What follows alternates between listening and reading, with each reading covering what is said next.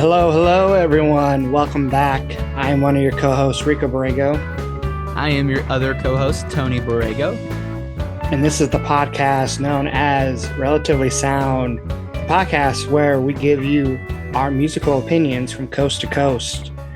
Now, in today's episode, we are back with our album for album series. Last week, Tony gave a listen to Spoon's album Hot Thoughts, my recommendation. And today we're going to be tackling his recommendation to me of Elliot Smith's album From a Basement on a Hill, his sixth and final studio album released in 2004. Now, I should give a really quick background with Elliot Smith. For me, he's actually an artist that I know a little music from. I know one of his albums in its entirety. I tried to get into him when I was like in high school because I'd heard so much about him from other musicians that I listened to and enjoyed. And I picked up like an introductory to Elliot Smith CD at our local library and listened to it. And it didn't quite grip me as much as I thought it would. And although I liked a few songs, I just never really got into him at the time. But over the years, I've started to kind of listen to him more, and he's grown on me for sure. But I still only really know one of his albums, which is Either Or. I know songs, I know probably a couple songs from each of his albums, but I only know that album in its entirety, which is one reason I know Tony gave me this one in particular. But the reason I know some of his music is because you really got into him definitely way more than I did when you first heard him. So I don't know if you want to give the listeners your little background with Elliot Smith. Yeah, well, let me start by saying it seems like that you and I used our public library for music instead of literature, but funnily enough, you're actually the one that got me into Elliot Smith. I know, I can't remember exactly what grade. I'm going to guess probably like seventh grade. I was still coming out of a grunge phase, listening to a lot of Soundgarden and Alice in Chains and stuff.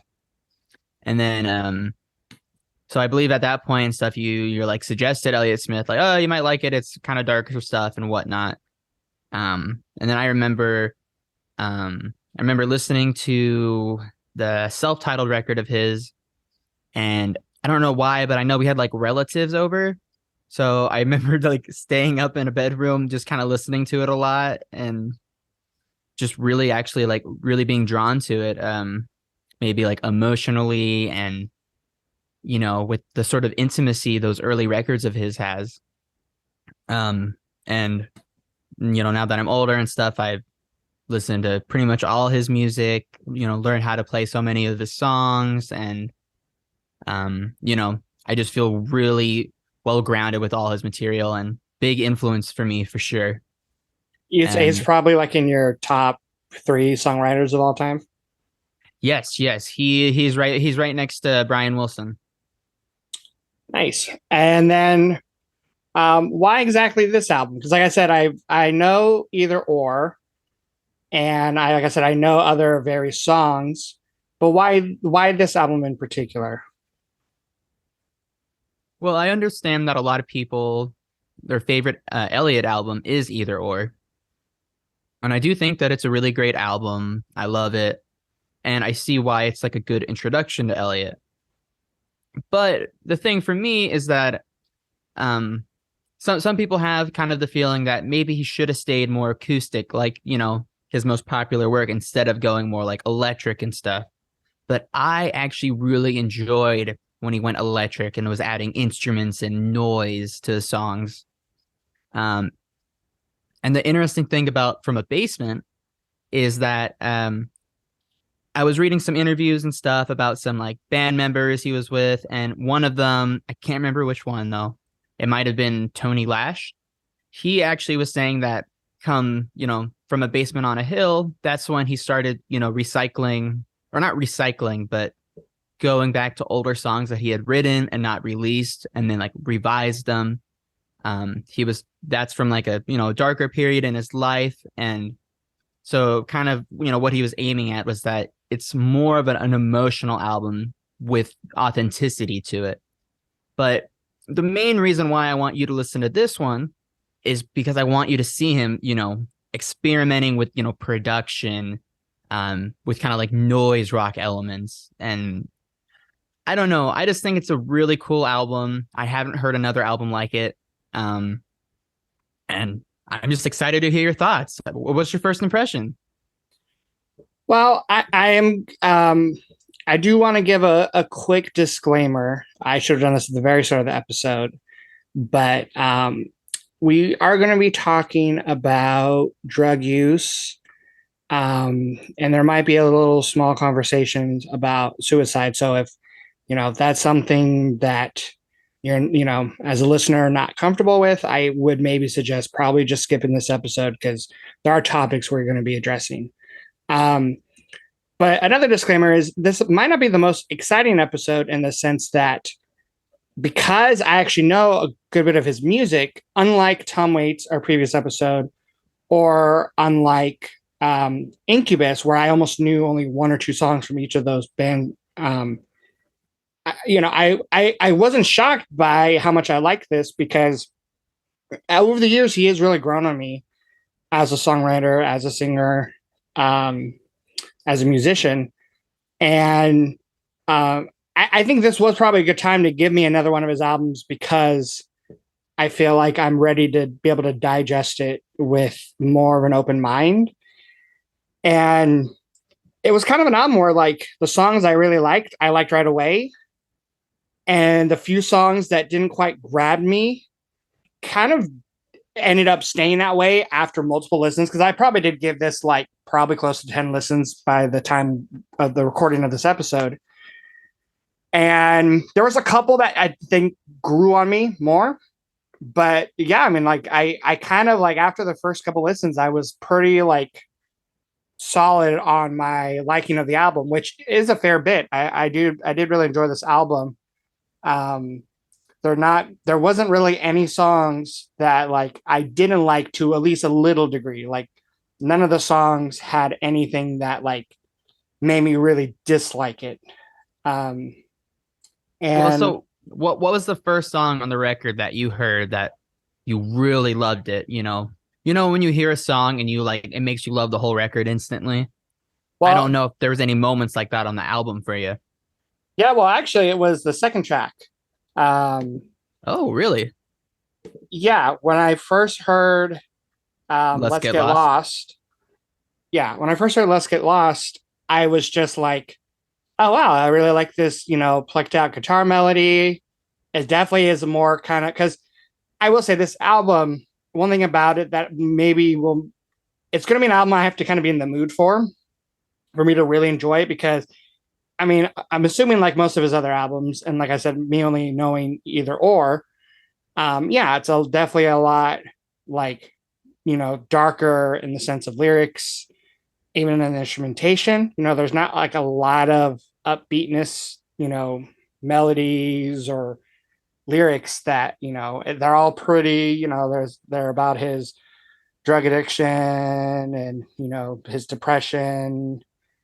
And every song on here kind of, I would say, is about that to some degree. But there are a couple moments that are a little bit lighter, and Let's Get Lost was one of those. But it's the second song on the album, so I didn't even know what the rest of the album really had in store for me.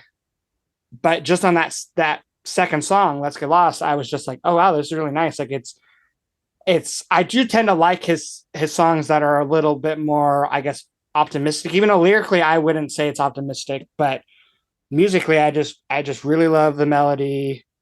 I love how the vocal melody matched with the guitar melody. It's really catchy. I like that it's short too. It's like one of the shorter songs on the album, and I think it's especially going to a re-listening of the album, it's kind of a little bit of breath of fresh air, even though it's so early on in the album. But yeah, it's just like, it is one of my favorites, even though it is short, but I feel like it's a fully realized idea. And it's just like, it's one that like the guitar melody can just get stuck in my head so easily. So yeah, that was like the first one. And that something I really would stuck with me. well, something I want to ask about is that kind of, based off what you're describing too, it's really it's like an actual Elliot Smith sounding Elliot Smith song. Like it checks off all the boxes, that makes it a classic. But what's kind of different is the production, like instead of that really bassy, like dry upfront guitar, it's like quite a silkier, thinner sound.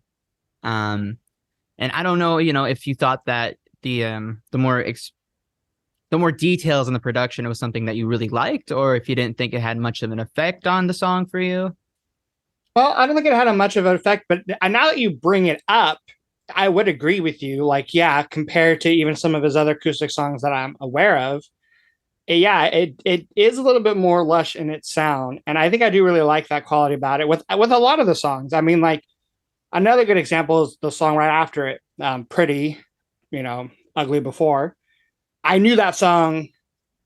This was one of the two songs that I knew from the album already, and this song, it just has like really great production. Like music aside, lyrics aside, like it's a pretty simple song in the sense that yeah, it has little drums, little bass, a guitar and piano vocals, so it's like simple in that sense, but like it's all mixed so well. You do got those backing vocals, which I think I read was like a member in Heat Miser, his band, right? Yes, Um, Sam Coombs, also in Quasi. yeah, so those production choices I think really fit the song well.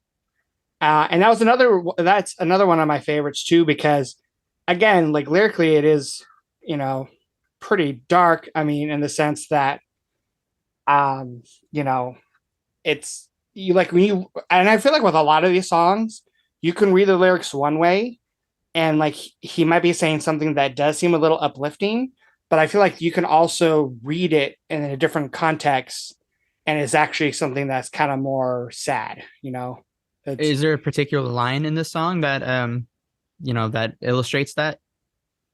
um yeah, there's um I think right before, okay, one of my favorite parts in the song is right in the third verse where he says, um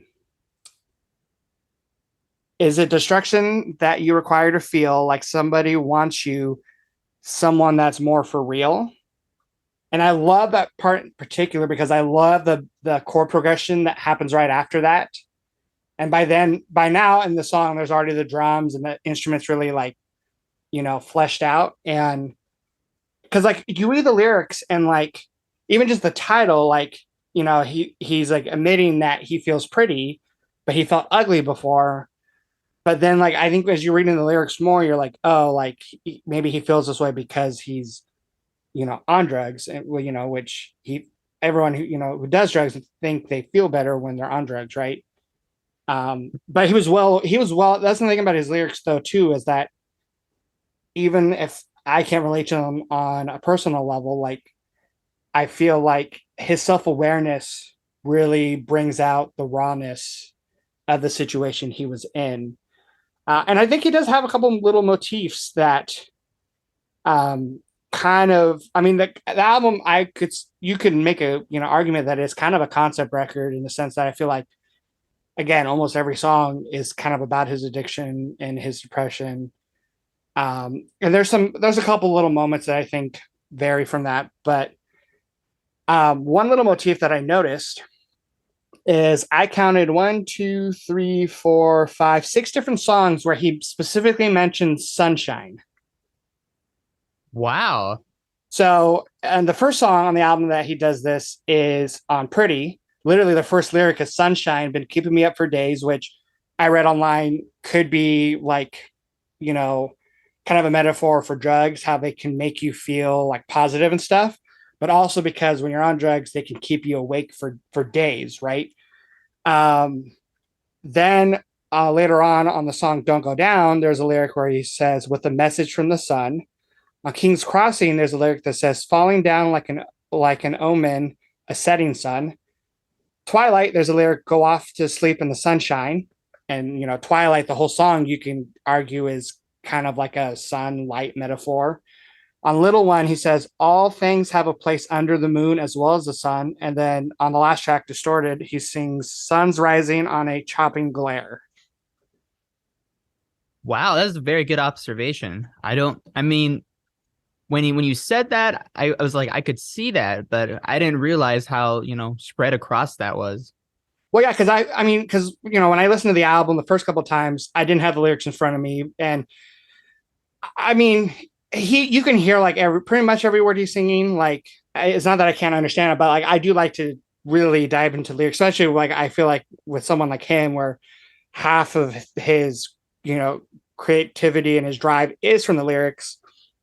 I wanted to make sure I wasn't missing anything, and when I saw the little note about the sunshine lyric and pretty, I was like, okay, that's interesting. And then I was going through the lyrics, I was like, okay, sun, sun, sun, and I was like, oh, like it's kind of, and I don't know if it was something he was conscious of when he was writing, or if that's just again like the sun and his relationship to like his addiction. I wonder if that was just something that was always on his mind.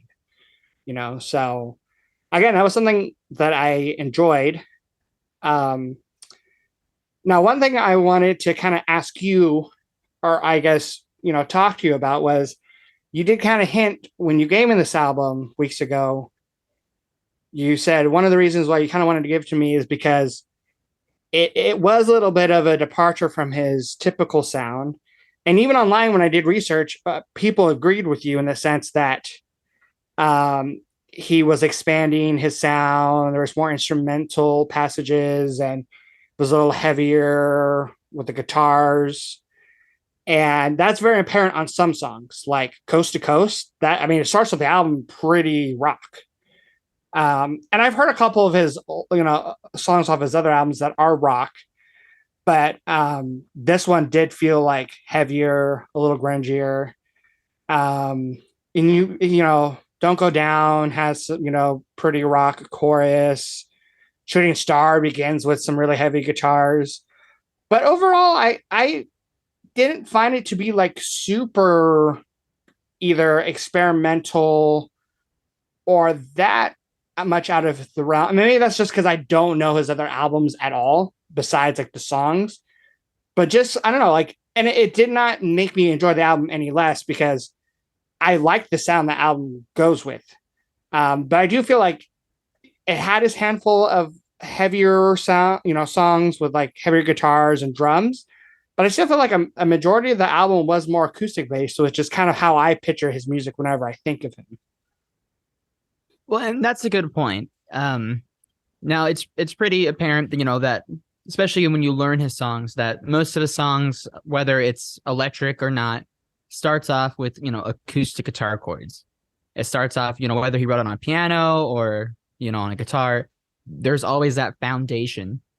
And what was really great too is I know on, I believe it's the Heaven Adores You soundtrack, they actually put an acoustic version of Coast to Coast.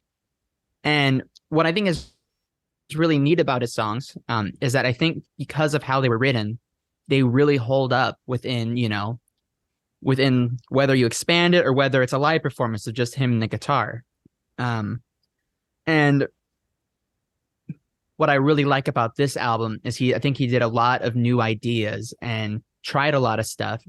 And I felt like he was really creative with his decisions. I think he was able to channel in his influences. Like there's a very, I would say throughout the album, there's a very 60s bass tone, kind of Beatles-like, especially with the bright jangly guitars. But there was also, the contrast. There was a lot of these drums are really distorted, loud, compressed crashes and cymbals, delay on them. Some of them are panned. And I think he was able to pull all these elements together in a way that works and, supports his songwriting. But there's something about it to me that I think just feels really special. And I guess I can't really necessarily compare it to, I can't think of any specific examples to compare it to. Not saying it's that level of unique or different, but I just think the effect was very powerful. So I got to ask you then, so when you heard a song like Shooting Star, that starts off with, almost kind of like a robot type of effect, and then full on enters with, all these electric guitars and just full energy. And I know then it does shift to like an acoustic verse and stuff, but, were you kind of surprised or shocked hearing any of that?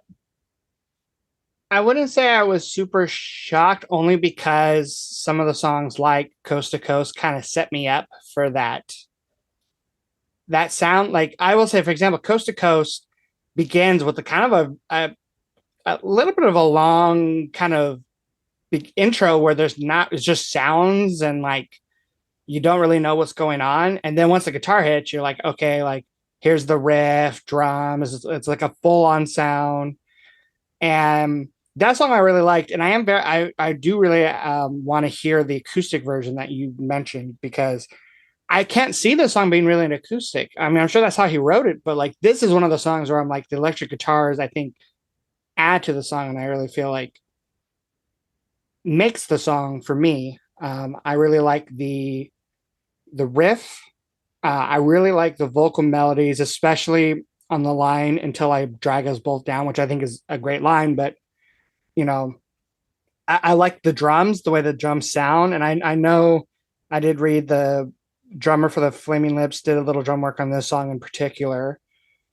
Um, and like this song Coast to Coast has like his kind of typical vocal delivery, especially when he first sings the hook of Coast to Coast, where it's like a little nasally, like the double track vocals, which, when I first heard Elliot Smith, I think that like didn't sell me onto his music. And I feel a little bad because nowadays I'm way more lenient on vocals. Like I listen to people like Bob Dylan and like Tom Petty, and like I enjoy their music, even if I can even say that like they're not the best singers, but they get the job done.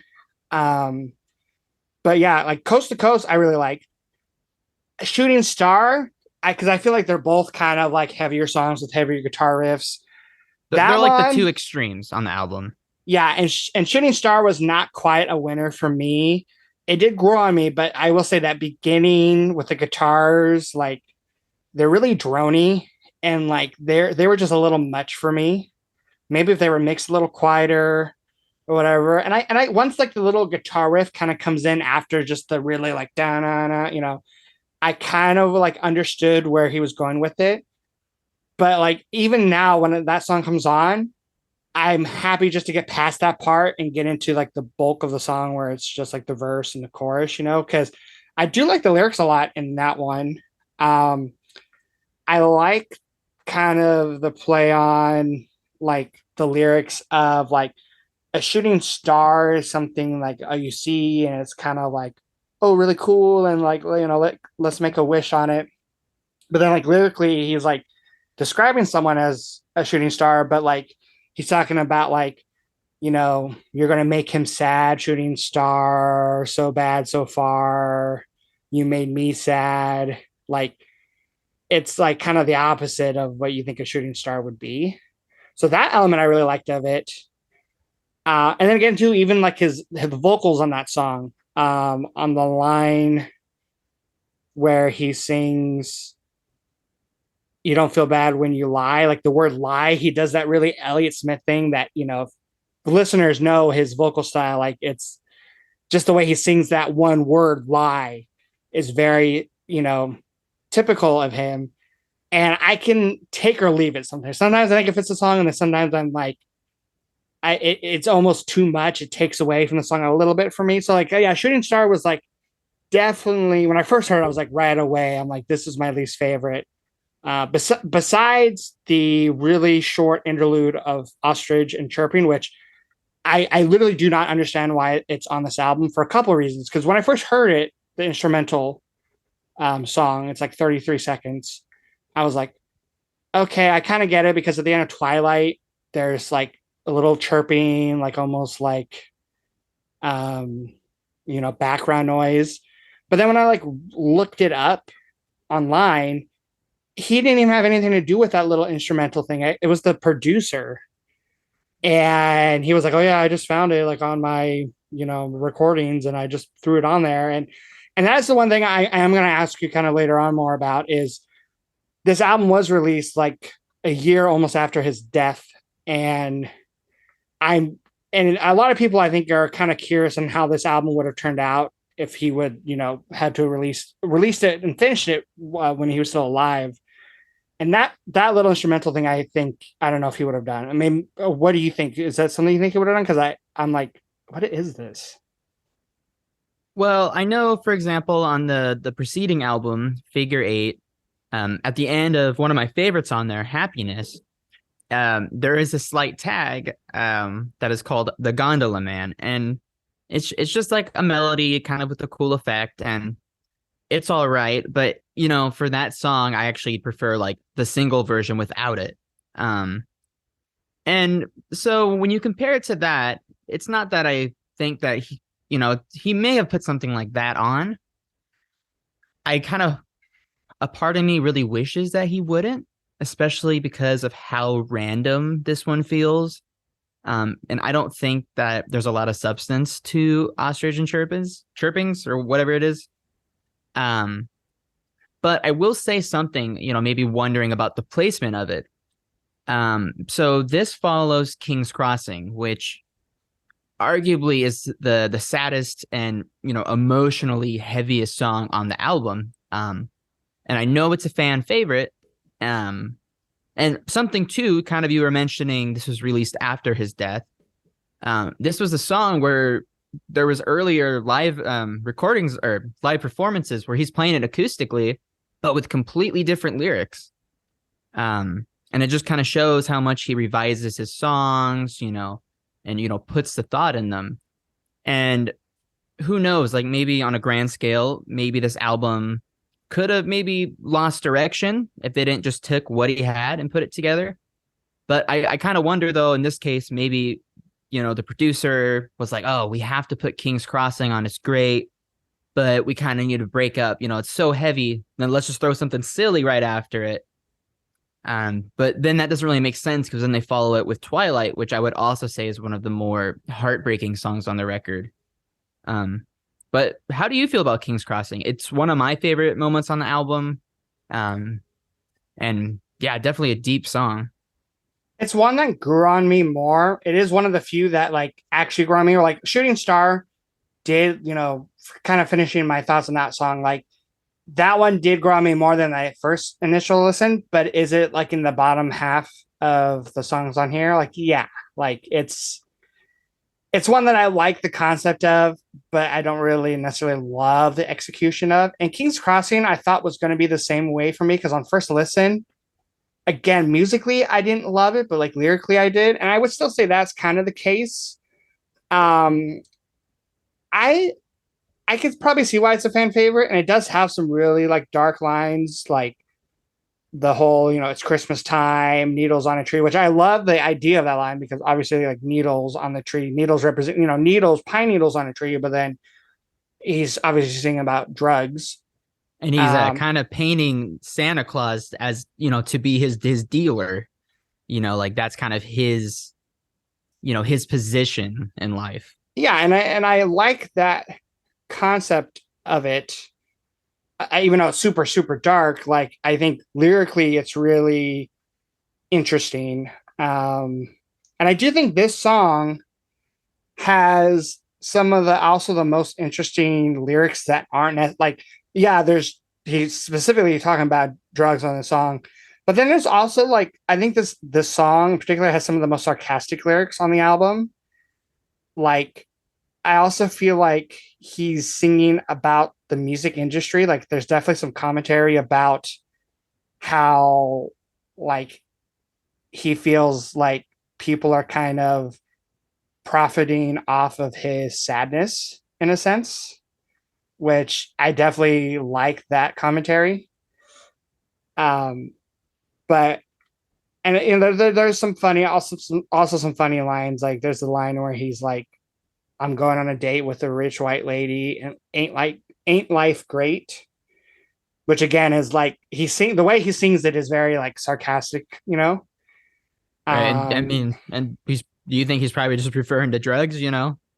Yeah, and yeah, again, almost like every line you can like, okay, mean it literally, or like, yeah, is he talking about drugs?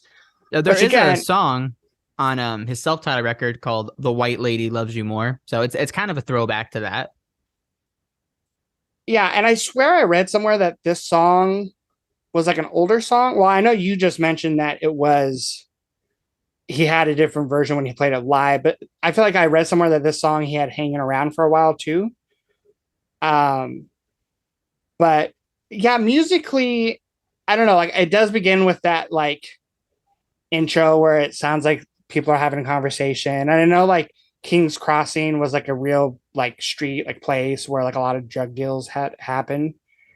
So again, like I like the concept of this one, but yeah, when it came to like the more heavier songs, like musically on this album, I guess they weren't in my top because even Coast to Coast I really like.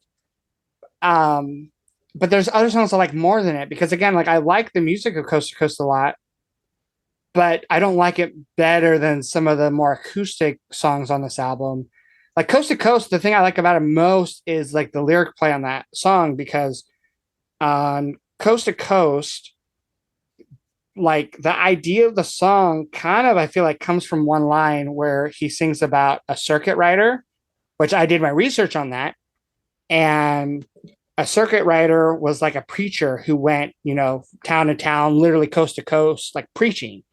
And at the very beginning of the song, you can hear him say, pushy preacher. And then I read more into it, and there's an interview with someone that where he supposedly, Elliot Smith supposedly told him that like the song also was about loving two different women, which again could be like another play on coast to coast, which I found interesting. Um, but there's a lot of lines in that song that I really like. Again, like the, you know, you're keeping me around until I finally drag us both down. Some weird lines like I belong in a zoo. Um, so I wait for confirmation that you're never going to use your starting gun. Like Love there, that one. there's a lot of good like standout lines in that song. And I do think out of all the like more experimental moments on this album, one of my favorites was the ending, which when the song kind of starts, the music kind of starts to fade out a little bit. Um, there is someone reciting like a speech or a poem. And I looked it up and it was this poet named Nelson Gary. And if I recall, Elliot Smith like told him like, you know, like, hey, like, you know, do you want to put like a poem and like, you know, spoken word thing at the end of my song? And he kind of gave him some like broad ideas of what the poem should be about. And then he like wrote it. And I think that's really cool. I actually more and more am becoming a fan of spoken word stuff. There's a song on the new Death Cab for Cutie album where it's the verses are all spoken word, and I think it's one of their best songs they've ever written. And then Gord Downie on a lot of his solo albums has, you know, spoken word intros, outros, even whole songs. And I think they're really cool. It's not something you're like going to put on a playlist, right? Or listen to all the time, put it, you know, if someone gives you the AOX chords, you're not going to like, oh, like, okay, I'm going to put on this song. But as an outro to a song, especially like a rock song like Coast to Coast, I think it's a really cool, you know, unique way to end a song. And I was really all for it. And I do love that while, you know, the spoken word, or, you know, if you want to view it as the preaching is happening, Elliot just says in this real like kind of serious, kind of fed up voice, that's why. And like it just feels kind of so random, but it also feels really kind of really self-aware in an eerie way, which I think is a strength of this album. It talks about a lot of these, you know, really emotional, dark topics, but there's this sort of, you know, like this real owning up to it sort of way. Like, this is me, you know, this is what I go through. And, you know, I think that real authenticity there really does elevate these songs. I know, for example, it was one of my favorites for a while. I got a little old of it, but I would still call it underrated. The second to last song, called Little One, um, you know, has this really dreamy production, and it seems to be talking about him actually, you know, like doing drugs and being put into, a comforted place in that sort of way. And I'm curious because that is a acoustic oriented song. It really is, but it's surrounded with a lot of like reverse guitars, these really frail, kind of whispery backup vocals and harmonies. Kind of similar to how Twilight goes. Now that I'm thinking about it, was that one that you liked, or did that one just kind of, get lost with the rest? No, unfortunately, Little One kind of did get lost with the rest. I Ah, think, boo. yeah, that one. It's one of the songs. I think it's to me the one that I have trouble remembering how it goes the most. Like it's just never really stuck. At least Shooting Star, I can hear those beginning guitars, and even though I don't like them, it sticks with me. Where Little One, it's pleasant, and I did appreciate the backwards reverb guitar, but again, like I think he did that sound better at the end of Pretty Ugly Before. Like at the end of that song, he's doing the little backwards guitar thing, and I think that when I heard it on that song, I'm like, oh, that's a cool way to end the song. I actually wrote a song where I did the same thing where and I don't think I took inspiration from him because I don't really remember. I like I said, I knew that song before, but it's not a song I listened to like a ton. I took the inspiration from actually the Red Hot Chili Peppers song "Slow Cheetah," where at the end John Frusciante is pretty much doing like this outro backwards guitar solo. But it's obviously something that's been done before, and Elliot Smith did it. Did it on this album and with that song and with Little One. But I just found it to be more, I guess, like interesting on Pretty as opposed to Little One. Little One, it's not offensive. It's just one that like it's nice when it comes on, and it's probably is a better segue to the closing track than if it was like Memory Lane. But yeah, Little One, like it's the harmonies are nice and I like production, but yeah, it's kind of on the bottom of my list. Okay. Well, okay. So let me ask you then about the actual closing song. That was one I really wanted to talk about because to me, I think Elliot does have some really good closers. But to me, A Distorted Reality, that one is by far my favorite closer of his. And I do think that Little One is a good segue into it. And even Memory Lane into Little is that what's before Little One? Yes, Memory Lane. Yeah, that little like trio suite I think is actually really nice because Memory Lane kind of talks about more like like treatment, trying to get help but not wanting help. And then it goes to Little One, which is talking about like actually literally getting high. And then it closes with A Distorted Reality, which the whole title there is he's saying that you need to, like you have to accept the distorted reality to be free. You need that, which could really be interpreted in a lot of ways. But, it sort of discusses the never ending conflicts, with with drug use, depression, mental health. And I just think he nails it in a very eerie way. I think it's quite haunting. Did you like that song? So yeah, the sort of reality, the closing track, I like it, but there's something I don't know what it is. I haven't decided what. I wish it's like a song that I wish I could like more because I do think it has some great lines. The production is cool. I guess it's like the outro, like the "Shine on Me, Baby," because it's right in my heart. Like I don't know. I wish like it was a little longer lyrically or something. Like I really like the intro riff with the piano, which when I first heard it, I'm like, why does this sound so familiar? And I will say half of these songs sound familiar because you played them either on your guitar or just played out loud when we were younger. So for example, Memory Lane, when I heard that opening riff, I was like, oh, I know this song. I just didn't know it was this song, but I'm like, I remember you playing that all the time on your guitar. And this one sounded familiar too, but it also sounded familiar because for some reason it just really reminds me of the Paul McCartney song called Ooh You, which is on his McCartney album, the first one. And I like that riff because it does sound kind of more like classic rock sounding. And, looking at the lyrics, this song actually seems like it's slightly political in the sense that he's talking about like, he says, "You disappoint me, you people raking in on the world." And he sings about, um, there's a line about his country. "God knows why my country don't give a fuck."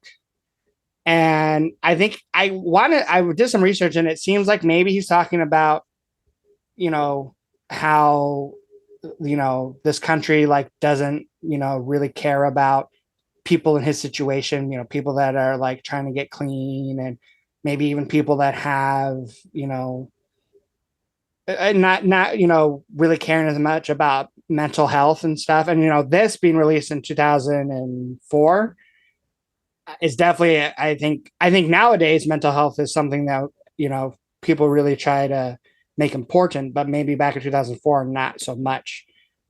So I like some of the ideas in the song, but and I like the verse a lot and the music of it, but like I don't know, like halfway through the song I just like I get a little like not as interested in it, and I don't know why that is. Like I like it as a closing too, but it's just there's something about the song that I wish I could like a little more. And it's really hard for me to describe why. It's a good closing, but I don't know, I don't like the ending of the song, if that makes See, sense. the ending's the best part. But I do have to make an observation before I forget. Um, I was thinking about it, and you mentioned Paul McCartney, and I know especially John Lennon, but the Beatles were a big influence on Elliot. And in this song, he does say the word blackbird in it, which I know is kind of a reach for a Beatles reference, but he does have another song, um, Baby Britain from his album XO, where there's a line where he says, revolver's been turned over. And you could kind of think of it as, oh, he's flipping over Revolver by the Beatles. I mean, it's kind of one of those, are you looking too far into it? But I don't know. That was just an observation I saw when you mentioned the Beatles. But I will say, maybe you should give the demo version of this song or Well, the alternate version a listen. I was going to ask because when I was doing some research, I think the alternative version was released as a B-side to Pretty Ugly Before. And I was going to ask you if you've heard that, which I mean, no shocking you have, because he's one of your favorites. I actually Um, own the single. oh, nice. So is it how different is it? Is it more acoustic? Actually, it's very different. So instead of starting with like the acoustic guitar and piano doing that riff, it actually starts off with like an electric piano doing it. And this is the blockiest, chunkiest electric piano you've heard. Because after the riff, it goes into this really lo-fi chords. I think this demo is just actually just, poor quality, like audio quality wise. Um, and so it starts off totally different in the vibe and the mood. And I know some of the lyrics are different too. Like kind of like towards the first ending of the first verse, there's a line, "You drive people like you drive a car until you don't know where you are." And I will say I'm glad he changed some of those lyrics. But I would encourage you to listen to it because it might give you a different perspective, when you listen to the actual version that was released. Yeah, I'm definitely give that and the Coast to Coast version a listen as well because you know I'm Maybe look curious. up a live version of King's Crossing because when it boils down to it, it's like a 4-chord song, capo like 5th fret, which I know you like your capo usage. Yeah, I do. Now I did want to ask you something because um, you did say that King's Crossing is like a favorite and it's a fan favorite, and again, it's not one I would put in my favorites. But there are a couple songs I would put in my favorites that I'm curious if other people would too, because I think, and this is just me not really knowing what other fans of his music think, but a song that I would think probably gets a little underrated. And it's a song that on the first listen maybe didn't grab me, but right after the first listen, I really, you know, gravitated towards it was The Last Hour. Love that one. I'm going to be honest. That was one that didn't initially grab me when I first heard the album. It was at least one of those songs where you just didn't revisit it as much as you probably should. I did the opposite. But I'll say within the this year, I've really been listening to that song a lot, and I totally slept on it. I would say that's one that doesn't really get discussed too much, but I would say it is one of the it is well liked. But I would agree with you. I do think it's underrated because I think it really does hold up as honestly, maybe one of his best of his very acoustic based songs.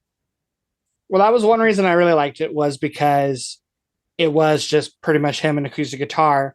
But like this, like on this song, I think it really showcases his melody and being able to write like a really strong melody, because in the song, during the line, I think when he says "mess me around," he's kind of, I think the vocals are kind of following the melody of the guitar.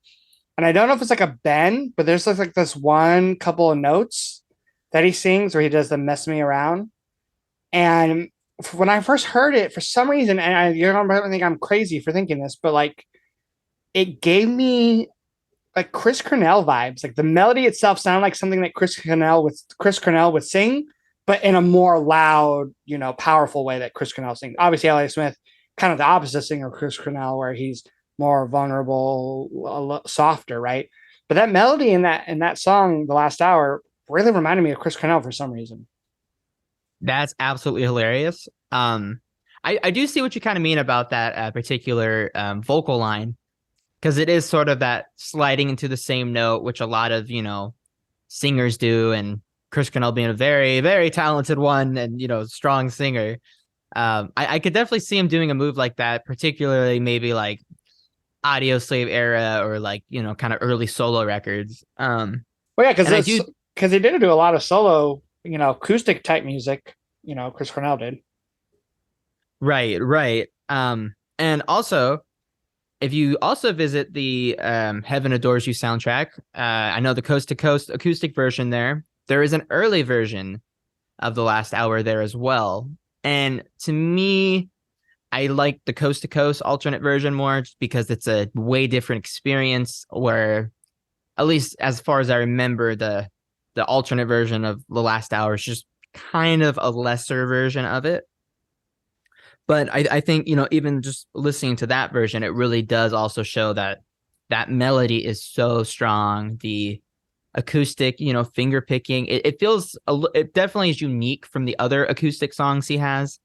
Like, it doesn't feel like he's repeating the same thing. It feels fresh, and it's cool because there is like that kind of solo section with the melody, but it still feels, he's able to fill up a lot of space in that, in the spectrum. Yeah, and one of my favorite parts on that's actually the whole album, one of my favorite musical parts is when he does that same melody again on the guitar, but there's no vocals. And it's kind of something like he does too on Let's Get Lost, where he kind of does another passage of just the guitar and no vocals. And I love when bands do that, but I think it just works so well in this album with his music. That's a great observation, because a lot of Elliot records, he does the classic thing where instead of the guitar solo, it's a instrument, whether guitar or piano or whatever, that plays like the vocal melody. And as you're, kind of noticing this in this album, you've kind of pointed out to me that it's done a lot more, maybe a little more cleverly, a little more strategic. It's not so much like, okay, here's the melody played on an instrument. It's kind of, it'll be in the middle of an actual solo, or it will be, after a section or something. So that's just kind of cool to think about. Yeah, so that was one of my favorites. A couple of my favorites too that I want to mention is if I had to pick one favorite, and this album's kind of hard to pick one favorite because I feel like the ones that I really like, I kind of like them all at the same level, where like, other albums, there might be weaker songs to where there's like one or two songs that are like really, really like the best, and the rest are like good. Where this album, I feel like the ones that are really good are all really good. But if I had to pick a favorite, it probably would be Twilight, which I'm sure it's a fan favorite. Oh It's yes. a song I knew before on the introductory album of his. And yeah, like that song to me is like the darkest in the sense that it's like the most like heartbreaking. Like the chord structure just fits so perfectly with the melody. He's doing his own harmonies, which I think sound great. The lyrics are just like, again, the lyrics are just like they hit you really hard. I'm already somebody's baby. I like there's a fantastic song. Um, I will say I appreciated the song even more after I heard a cover of it. Um, a singer songwriter that definitely looks up to Elliot Smith is an artist named City and Color, Canadian artist, and he's someone that my girlfriend Lindsay introduced me to, and he did a cover that he put on, I think, his most recent live album. And when I heard it, I kind of like I was like, oh, this sounds familiar, and I'm like, oh yeah, I think this is an Elliot Smith cover. And it'd been a while since I heard that song, and when I heard his cover, I was just like, yeah, this is a fantastic song. And then when you gave me this album and I saw a track list and like the Twilight on it, I was like, oh yeah, like that's I kind of got into that song more recently again after hearing the City and Color cover. And even though he plays it, I think in a slightly different key, um, it's a fantastic cover, and it's a song that proves that the song itself is great. When someone else can cover it and the lyrics hit just as hard and the music hits just as hard, I think it's a great cover. And he plays it just pretty much like it's just him and acoustic guitar, and he does have another vocalist doing the harmonies, um, but like no other instrumentation, and it fits so well. And even the album version I really like because there's that middle section where there's that little, I'm assuming it's a keyboard kind of doing like a fake string sound, and it kind of repeats for a long time. But I like that because I like when there's a melody that kind of keeps repeating, and then the chord progression behind it with the guitar is just moving along like it normally does during the verse and chorus, but that little melody in the keyboard part doesn't change with the chord progression. And I love when bands and artists do that because I don't know, there's something about it that just makes it like it's so simple, but it's a really nice touch. But yeah, I mean, Twilight, like there's nothing about the song that like I would change. Like it's just a fantastic song. It's really beautiful throughout, honestly. And that cover you mentioned, I know you sent me that while you were listening to the record, and I really did like that cover as well. And I did have that same thought too, like, wow, this song does hold up, because at the end of the day, it's a great song. And, and I think that's one of the songs too, the production sounds beautiful on it. Um, uh, and how do you feel about A Passing Feeling, following up that song? Because you hear Twilight, and for me, after I hear it, I'm always just like, wow, by the time I get to the end of the song. And so when I hear those really jangly, crisp guitars kind of come in for A Passing Feeling with the piano, like, I don't know, to me, it just kind of elevates the album. There's something about that placement that I really like. I'm not sure if you like it or not. I know you are a lot more particular with track listings. So I would love to know your thoughts on that, as well as just the whole album track listing. I didn't have. I will say there's a couple moments. The biggest, like, I think if I had to say blunder on with the albums, particularly the track listing, at least for me, is like the last hour, which we said is kind of a quiet acoustic song, going into Shooting Star, which is like the opposite, really loud rock song, and To Memory Lane, which is like I would say one of his more like not country, but that guitar riff is a little twangy, little, and there's a couple of guitars I took note of, I think in A Fond Farewell, and then I think a little bit too in Pretty Ugly Before, where it's almost like the guitar is playing like a little bit like a bluesgrass kind of little riffs. Um, Yeah, definitely but folky. yeah, folky, that's probably a better word. But I don't like those three songs kind of all together because it's like three totally different sounding songs. I just don't feel like and that's like my main question with this album is again, how would this have sound if he was still around to have finished it and released it? Because I read somewhere that he didn't even want um, Pretty Ugly Before on the album. I don't know if that's true. Oh, I would have a hard time believing that, but I read somewhere, and I like I said, I don't know, you know, if I should put much merit behind it, but like that he didn't even want the song on the album, maybe because he thought it was too vulnerable of a song, or maybe he just didn't like the song enough. And that ends up being like one of the bigger songs on the album, the first single, and such. But and I do want to mention too, there's another moment on the album, I think it's on King's Crossing, where I looked it up. His girlfriend at the time, you can hear her singing a line very, very faintly in the background. Um, it's near the end of the song. He sings, "Give me one good reason not to do it," and then you hear a very faint female vocalist singing or saying, "Because we love you." And that's like another moment where I'm like, did he have that idea when he first wrote the song and started recording it, or was that something that was added on after the fact? And we won't even get into the whole controversy behind his death and his girlfriend at the time. But that's something that almost rubbed me the wrong way when I first heard it. I don't know. something what I read, I don't know how true it was, but is that people would, I'm not sure if they meant she did it at a concert or if just people in the audience or friends, but that when he did that song live, that's what people said during that part, which sounds maybe a little far-fetched on that, but it does kind of go to show that like it's a powerful moment and it does make you question a lot of things given, the songs, topics and whatnot. I do want to go back though because I got a little off topic. I do want to go back though. You were asking me specifically about the song um, A "A Passing passing feeling, Feeling." Yes, which which I I do want to. love.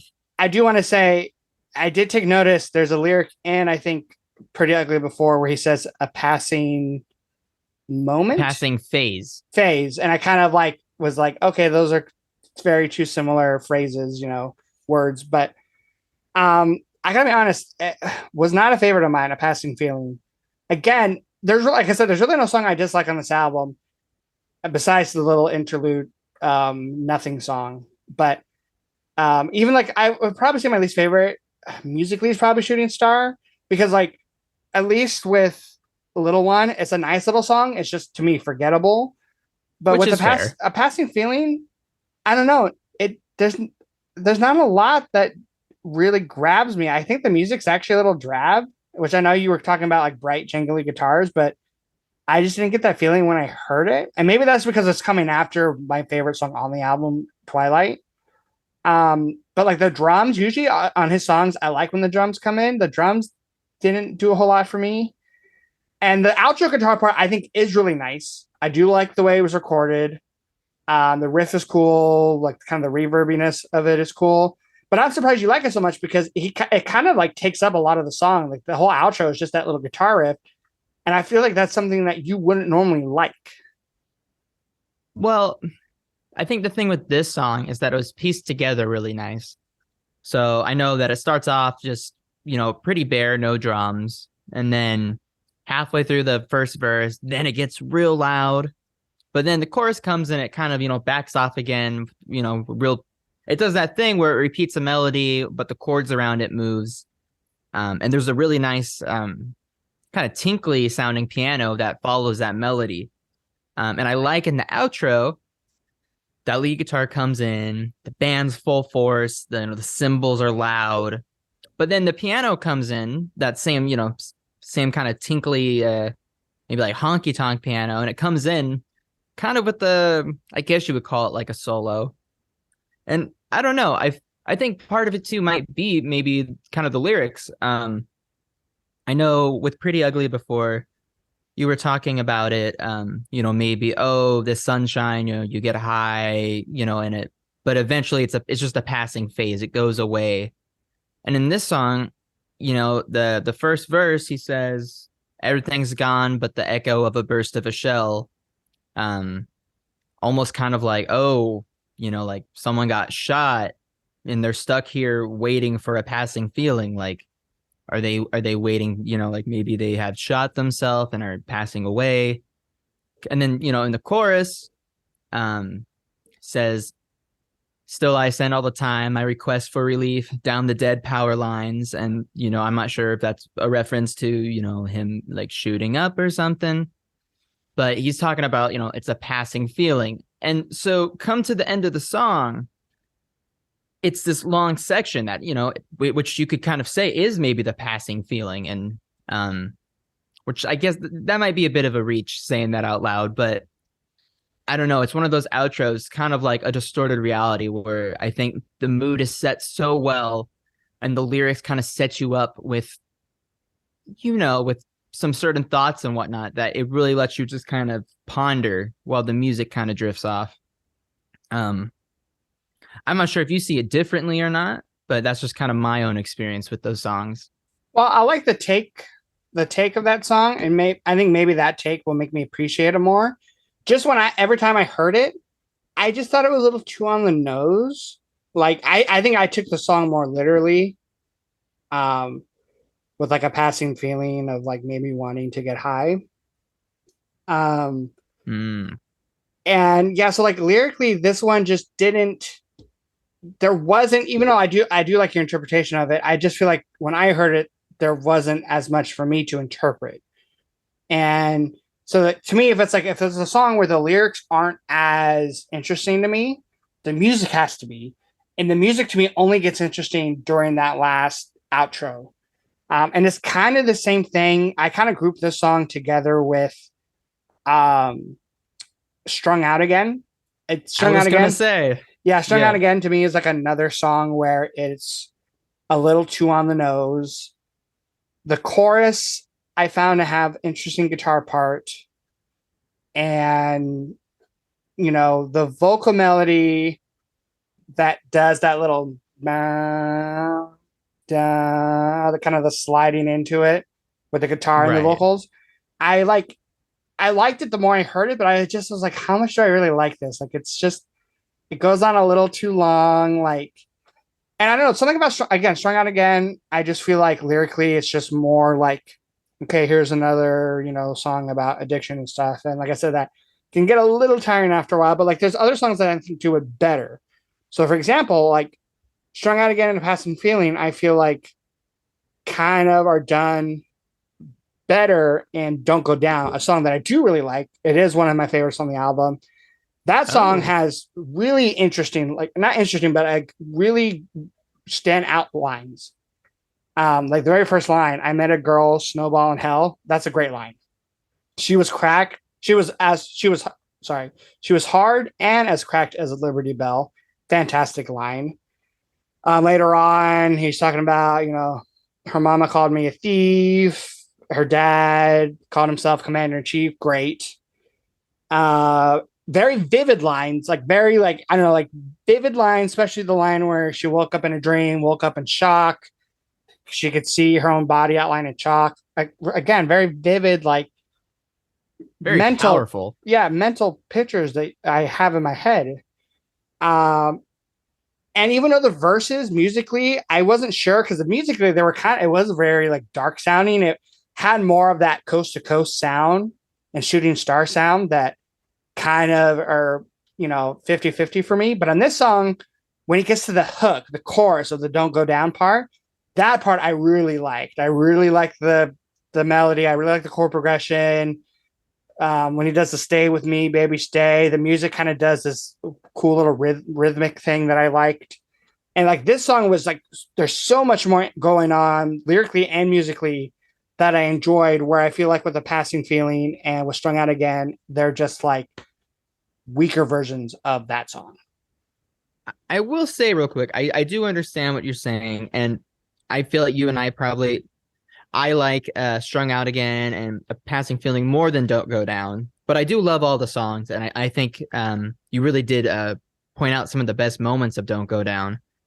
But I'm surprised because I think some of those lead guitars, as cool as they sound, I think some of them are a little more obnoxious than Shooting Star. I know that's a kind of a hot take because a Shooting Star is probably more obnoxious, but I don't know. I think it's not as grating on the ear as Don't Go Down is with I don't the know though. leads. They're mixed better and Don't Go Down. Like they're not up in my face. I feel like with Don't Go Down, I'm so focused on the lyrics because they're lines that really stick out in a good way.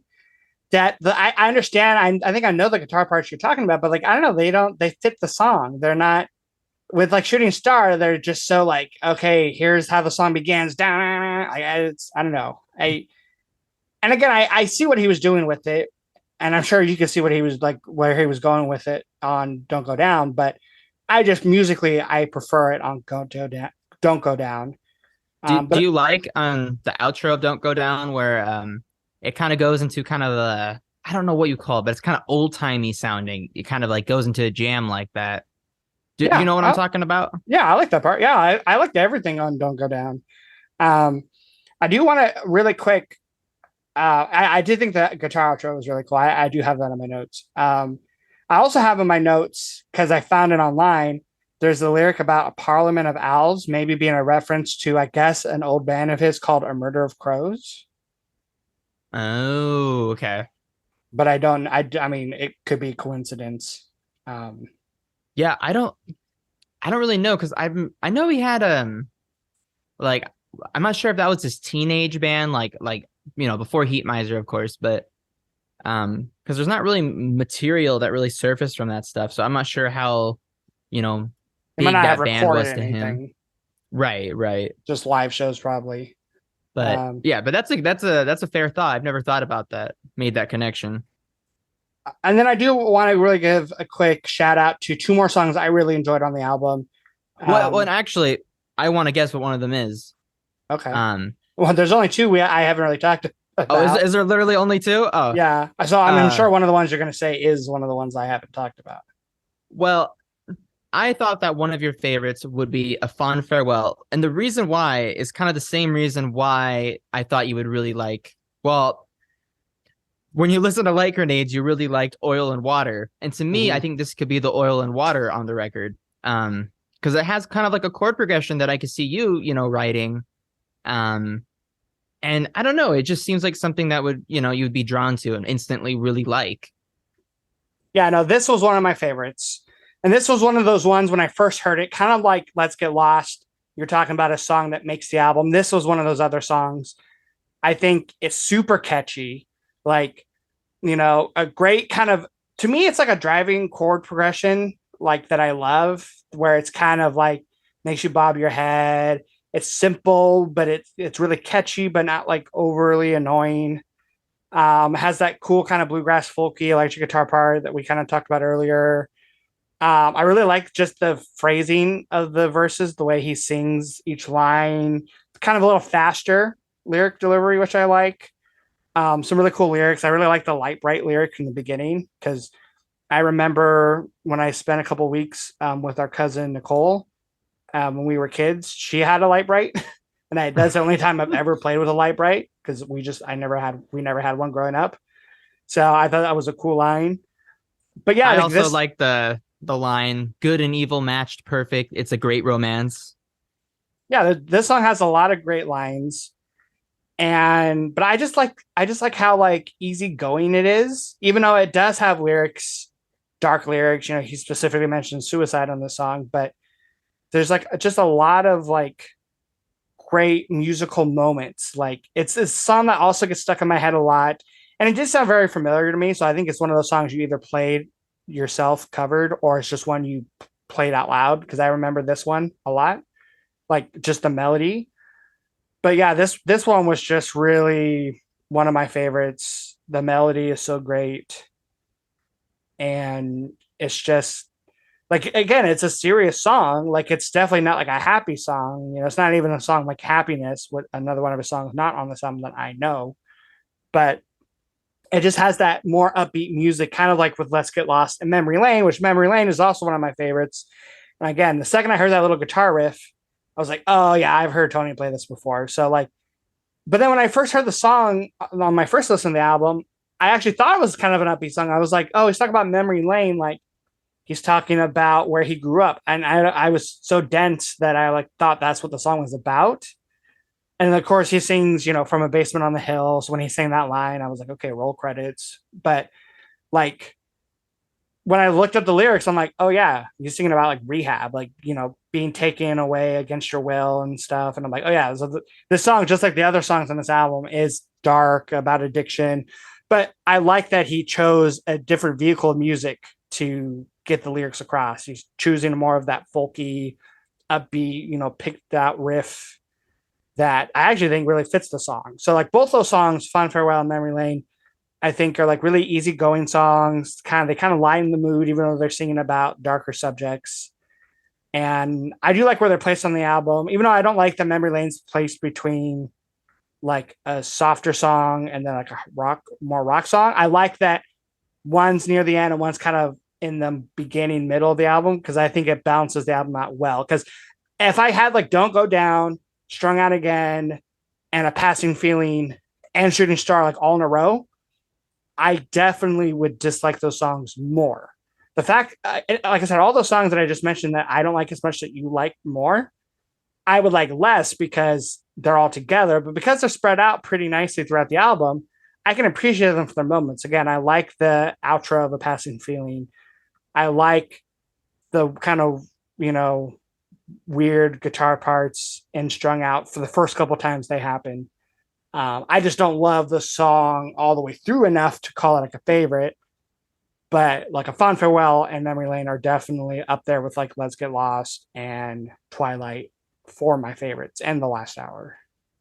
Well, what's kind of interesting about that is I do agree that I think it is really nice that Let's Get Lost, A Fond Farewell, and Memory Lane are spread out so far, because I guess something that you've mentioned about each of those songs pretty much is that they're more like up tempo kind of like, or upbeat kind of driving in that sort of way, but they all don't have drums in them. But I just found that kind of interesting that the that sort is a of fair quieter point. songs ended up being more of the the up tempo ones for you. And I will say, A Fond Farewell, one note I did have was I almost wish it had drums in it. Right. Like, It because even works it so even well has though. bass. It even has bass. So I was like, oh, drums would fit so well. But I like the song so much that I was like, okay, I can ignore the fact, because I don't have to, every song doesn't have to have drums. I think like Last Hour would make zero sense with drums, right? But Yeah. or Let's Get Lost. But on A Fun Farewell, he totally could have had drums, but he didn't. And I think that works well. But it's a cool thing to point out that all those songs I mentioned, like my favorites, don't have drums. Which is So why I do appreciate songs like Coast to Coast and Shooting Star, where there are more rock, they have drums. But I still prefer them with a little of acoustic touch, like on Pretty Ugly Before, which I think is like the perfect balance of drums with acoustic instruments and like piano. yeah. And like you were kind of saying, instrumental passages too. I do think that even though maybe structurally Pretty Ugly Before isn't the most complex and stuff, I think within its essence, it does kind of summarize the album. Like you said, it is the perfect balance. And so speaking of, you really like the acoustic moments on this record. Are you one of the people that do kind of just prefer Elliot as, just acoustic, and kind of wishes he stays a little more, oriented around that? Um, I will say that right now I don't really want to give an answer to it, because I don't actually know, because like on this album my favorites are the more acoustic cuts with more no drums. But then like on his other albums, or his other songs that I know, or the album I know, either or, like Ballad of Big Nothing, I love that song and that has drums, and I love the fact that it has drums. Like, to me it really adds to the song. Or a song like Rose Parade, again, it has drums, and I like that about the song. Or even like Happiness, that has a little percussion. So I don't know. I think I need to listen to more of his albums and more of his songs to really decide, because there are moments like Angelus where I really like that it's just him and acoustic guitar. But then again, like Ballad of Big Nothing, I love that it has the drums. So I don't know. I have to listen to more. And this is probably a good segue. if I wanted to get into knowing this album and knowing either or, what would be your next recommendation if into Elliot Smith for me? I would say, without a doubt, you should listen to XO next. And now that I know how you feel about, added layers, like on From a Basement, there's a lot of different things going on, and kind of knowing your reactions to it, I think XO will be a great balance. Because I think Figure Eight does kind of have a lot of songs that have a lot of like, they're dressed up a lot. I would maybe describe it that way. I think XO has a lot of very ballad like moments. Although I will say though, I know, Waltz Number Two is a huge, one of his most popular songs that a lot of people love, but that was never one that really grabbed me too tight. I'm not sure if you like that one or not. Yeah, that's probably one that I'll like more with more listens. Out of like when I listened to that kind of greatest hits album of his, yeah, that wasn't one that I particularly fell in love with. Like, unlike songs like Twilight or Ballad of Big Nothing or Say Yes. I will say that on that record, Waltz Number One, I find to be gorgeous. I much prefer that. But yeah, I really enjoyed this album. Thank you for recommending it. I think maybe even appreciate him more as a songwriter, lyricist, and singer. And I definitely will listen to this album again. Again, it's not going to be one that I listen to all the time because I do think you have to be kind of in a certain mood for it. But I would love to get this. Actually, I'd love to get really any of his albums on vinyl for my collection. Oh, the pressing sounds so good. Yeah, Double LP. I think well, yeah, because it is kind of like it's almost an hour long. It's like 15 songs, but I definitely want to get either or and this one on vinyl, and not just because those are the only two I know, but because I do think there's differences between the two, and there's moments where I'm going to want to put on an album like this or either or when I'm listening to music. So, but yeah, I am really excited to give more of his music more of my time. And I think that'll do it for this episode. We are going to be back next week with a fun little ranking episode. Won't give it away yet, but I think people will enjoy it. And then we will be back next month, back with this series, album for album. We won't give away our picks yet because I think we're still kind of finalizing them, but we'll probably, well, let's give the listeners just another week, another episode. We'll let everyone know in the next episode. That way they can prepare for those episodes, give those albums a listen. But definitely let us know in the comments if you enjoyed From a Basement on the Hill, if it's an album you've already knew and loved before, or if it's an album like me where you gave it a first listen to. And let us know your thoughts. And until then, we hope you take care, and you will be hearing from us soon. Bye.